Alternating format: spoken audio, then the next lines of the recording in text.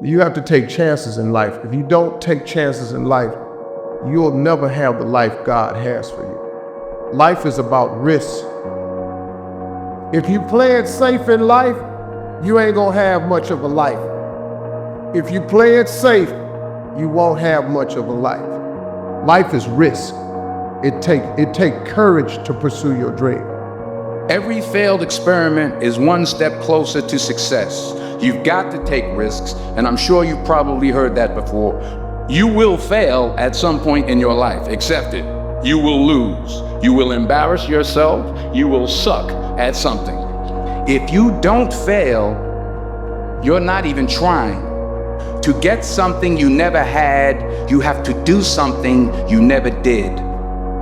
Take the first step in faith. You don't have to see the whole staircase. Just take the first step. Most people are not willing to pay what it costs to go after your dream, because you're gonna have to hurt a little bit. And most people don't like being uncomfortable. If you don't want to be uncomfortable, please do not pursue success, because success is a very uncomfortable feeling. I learned to be comfortable being uncomfortable. You've just got to believe that you can learn. You don't have to believe that you're already capable of doing what you want. You don't have to believe that you can already build that thing that you dream. You don't have to believe that you already are extraordinary. You simply have to believe that if you take that first step, you put yourself on a journey not of execution, you put yourself on a journey of learning so that you can execute. One of my most powerful motivational frames is thinking about the person that I want to become as the destination. And thinking like, I want to be bulletproof. I want to be bulletproof in these ways. I want to be bulletproof in my marriage. I want to be bulletproof in my business, etc. And I think about that man, whoever I want him to be. Like we said, hell is when you look at who you could have been and realize that you're not that person. I know that there's really no one out there grinding like me. If I know about you, I'll make sure that I up my game. That's what the mentality is all about. My whole thing is a mentality thing. I view myself as the weakest person on the planet Earth. My goal in life was to, in my mind, believe I'm the hardest man alive. And that's why the whole thing is can't hurt me. That's what it's about. It's about whatever you think you are, you have to make that dream a reality. But that's where the hard part is. And the truth of the matter is that most of you don't understand the effort, the time, the focus, the obsessiveness that's required to do something great with your life. Right. You want to do something great, you better be great at it. Greatness rises. But you have to get great, and you have to be intentional, you have to be obsessive. You can accept that the work that you have done has created the outcome that you've created. But you do not need to accept that the outcome that you've created is the end all be all and the last outcome that you need to have. And so for me, like, the only version of acceptance that I have is that I accept that the version of myself that I want to be is so far from who I am, that I have this massive discrepancy that I have to overcome. And then just breaking that down one step at a time and thinking, I don't deserve to be that man. The most important thing that I want to convey to you is that you give your all. A lot of things will be out of your control. It happens. The only thing that you can always, 100% of the time, and this is important, 100% of the time control is the amount of effort, that you put into each attempt. That you can control every single time. I am going to give every drop, every ounce, every piece of energy within me. I'm going to expand it on this attempt. When I go home and sit on my couch in front of my TV, I can look back on what I did this day and be satisfied. You guys are saying you're doing everything right. You're giving your all. Come on. Come on. Your all is a lot more than you know. You got more inside of you to give. Stop selling yourself so short. One of the things that we know about life is that it is always changing. Sometimes you're up, sometimes you're down. Sometimes things go real well, and sometimes they don't. Now that's that thing called life. What are you going to sacrifice? What are you willing to forgo? And so if you're going through hard times right now, it means that you're on the path to success, and it's not that you're on the wrong path, it's the feeling of being on the right path. Before you can do something, you must first be something. Before you can do what you would most like to do, you must first become the person who can do it. Because you might as well be dead. Seriously, if you always put limits on what you can do, physical or anything else, it'll spread over into the rest of your life. There are no limits, there are only plateaus. A man must constantly exceed his level. You want to get up every day and try to be better than you were yesterday in business and life and everything.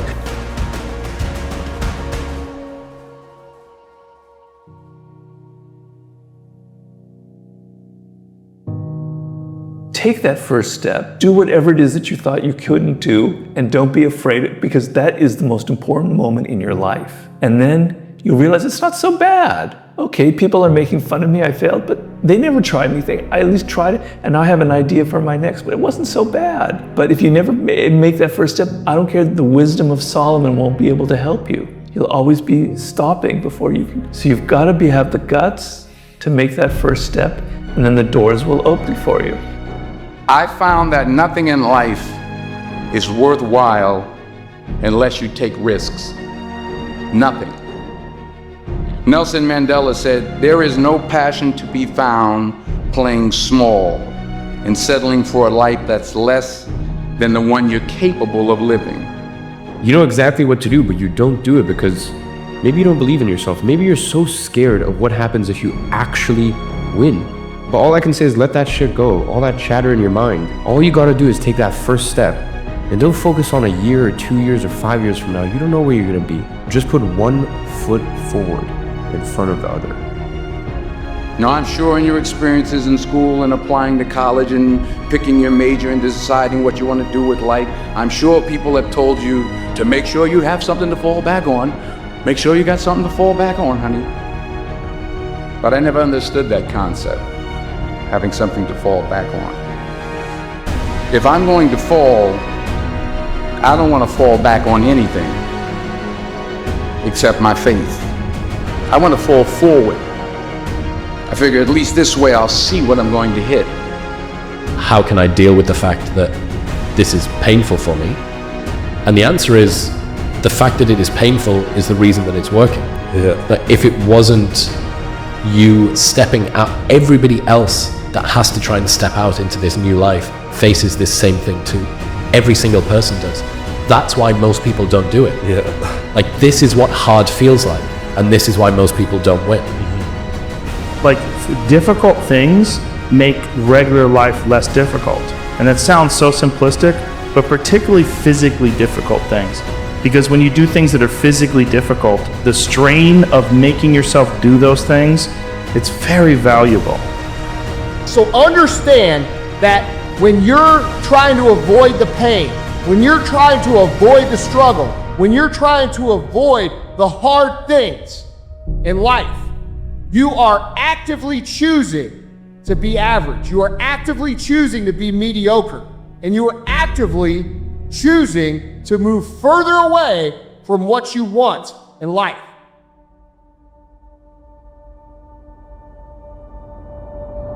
It's all risky. The minute you were born, it got risky. If you think trying is risky, wait till they hand you the bill for not trying. If you think investing is risky, wait till you get the tab for not investing. See, it's all risky. Getting married is risky. Having children is risky. Going into business is risky. Investing your money is risky. It's all risky. I'll tell you how risky life is. You're not going to get out alive. That's risky. But the game is to be better. How do I be better than what I was? Because if I do that, for me, I just beat me. This ain't about nobody else. I don't give a fuck about nobody else. I just beat me. If I can keep beating myself, if I can keep doing that, then that means that I'm in a battle with the only person that fucking makes sense. I'm in a battle with the only person that I really want to beat, and that's me. You actually have a say-so in how your life goes. Life is not designed where you just wake up and see how it go and you react. You have a determining voice into where your life can go. You have no say-so in what happens to you, but you have a say-so in what you do about it. See, life is 10% what happens to you. It's 90% what you do about it. See, you get tripped out because you got dirt on you, but you need dirt on you to develop, because dirt ain't just dirt. Dirt is fertilizer. Dirt is nutrients. Dirt gives you the strength for your seed to push through. See, you gotta have dirt on you to push through something. Everything you see that's beautiful starts out as a seed, but that seed got to get dirt on it. See, you get mad when haters come your way. You get mad because you get a setback. You get mad because you get thrown off course. You get mad because you get a detour. You get mad because you lost your mama. That's dirt. But show me something that has grown into something beautiful that didn't have no dirt on it. The world is there for the taking, for anyone who can learn from their mistakes, do what they say they were going to do, and stick with it, even if it's not sexy. What used to make a man acceptable now makes you extraordinary. The bar for winning has never been so low. And my personal question to you is, why not you? We all ask why we should work this hard. Why take that many classes? Why put yourself through the push-ups and the disciplines? Why? Good question, why? The best answer to why, I think, is the second question. Why not? Why not see how many books you can read, how many classes you can take, how many skills you can develop? Why not see what you can make of yourself? Why not see how far you can go, how much you can see? That's the heritage all of us have, to see what we can make out of our lives now that we've been given this extraordinary opportunity. You know, I love challenging days, man. I really do. Like today, it's fucking balls hot in there. You know, not many people are there today. And it's such a good lesson in life, because when is it ever going to be the ideal situation for you to run your course or start your action or pursue your endeavor? It's never going to be ideal. It's never going to be this perfect storm of opportunity for you to say, okay, this is the time. It's never going to broadcast it and highlight it for you. But it starts when you put one foot in front of the other. And if you're going to use like excuses, sure, it's hot as shit outside. And that might be too much for a lot of people. But for a lot of other people, you know, what's to be is more exciting and overrides whatever today's trials and tribulations are. Most people quit because they focus on how far to go still, never realizing how far they've already come. If you're thinking wrong and weighing all your decisions on like the temporary comfort levels of heat, or you're tired, or the job's on your ass, all these little kind of nitpicky things, I think they're tests, really. When you find yourself going down a road and like everything's kind of going wrong, if there's a higher power, I think that's when they're testing you to see if you're ready for the responsibility of greatness. I have failed far more times than I've succeeded. Far more. You will never succeed more than you fail. That's not how it works. You know why? Because failure is a wonderful teacher. It's the only way to learn. You have to fail. Failure is a part of the process to becoming successful. I tell people this all the time. Michael Jordan, the greatest basketball player in the world, he took 946 game-winning shots. 946 times since he was in high school, the ball has been in his hand to take the game-winning shot with no time on the clock. He has only made 146 of those. He has missed over 700 times, but he has made 146. You know what they write about? When he make it. They write about when you make it. So guess what? When you get through failing, all you got to do is make one. So I've got to dig in, I've got to fight more, because at the end of the day, life is a fight for territory. And once you stop fighting for what you want, that you don't want will automatically take over. And so it's a fight, it's a challenge in life every day. And what we have to do is embrace it. What we have to do is see it as a project to be worked on.